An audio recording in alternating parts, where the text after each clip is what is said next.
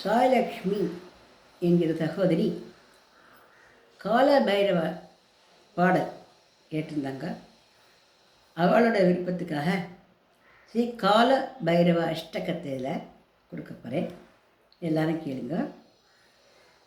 பிடிச்சிருந்தா லைக் பண்ணுங்க, சப்ஸ்கிரைப் பண்ணுங்க.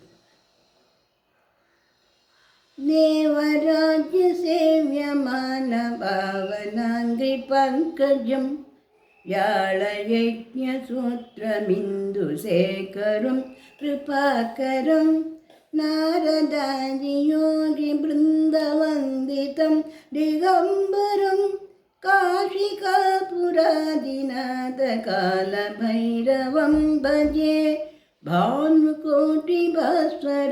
भवाब्धि तारकं परं नीलकण्ठमीप्सितार्थदायकं त्रिलोचनं कालकालमम्बुजाक्षमक्ष शूलमक्षरो काशिकापुरादिनाथकाल भैरवं भजे चूडरङ्गपासदण्डपाणिमादिकारणं यामगायमादिदेवमक्षरं निरामयं मीमविक्रमं प्रबुन्दिचित्तताण्डवप्रियं काशिकापुरादिनाथकाल भैरवं भजे भुक्तिमुक्तिदायकं त्रसस्तचारुविग्रहं भक्तवत्सलं त्रिदितं समस्तलोकविग्रहं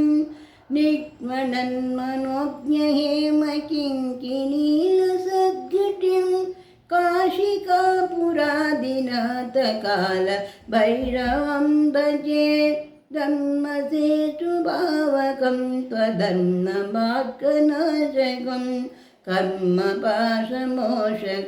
सुशर्मदायकं विभुं स्वर्णवर्णशेषभासशोभिताङ्गमण्डलं काशिकापुरादिनाथकाल भैरवं भजे रत्नपादुकाप्रभाभिरामपादयुग्मगं नित्यमर्पिदीयमिष्टदैवतं निरञ्जनं मृत्युदर्पनाशनं कराळदंष्टमोक्षणं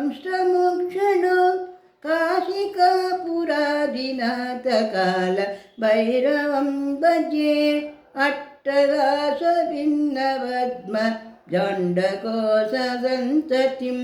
दृष्टिपादनष्टपापजालमुग्रचावत्सासनम् अष्टसिद्धिदायकं कपालमालिकां तरुं काशिकापुरादिनाथकाल भैरवं भजे भूतसङ्गनायकं द्विशाल कीर्तिदायकं काशीवासलोकपुण्यपापशोधकं विभुं नीतिमार्गकोवितं पुरातनं जगत्पतिं काशिकापुरादिनाथकाल भैरवं भजे कालभैरवाष्टकं पठन्ति ये मनोहरं ज्ञानमुक्तिसाधनं विचित्रपुण्यवर्धनं